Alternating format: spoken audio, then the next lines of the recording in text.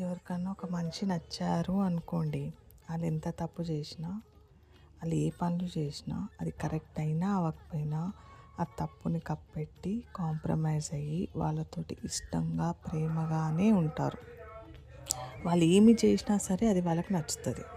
అదే మనిషి ఒకవేళ వాళ్ళకి నచ్చలేదు అనుకోండి, వాళ్ళు ఎంత మంచి చేసినా, వాళ్ళకి ఎంత హెల్ప్ చేసినా వాళ్ళు చేసే పని వాళ్ళకి కనిపించదు. ఎందుకంటే వాళ్ళు నచ్చలేదు కదా, వాళ్ళలో ఉన్న నెగిటివిటీ చూస్తారు. ఆ మనిషి చెడు అంటే చెడు అంతే.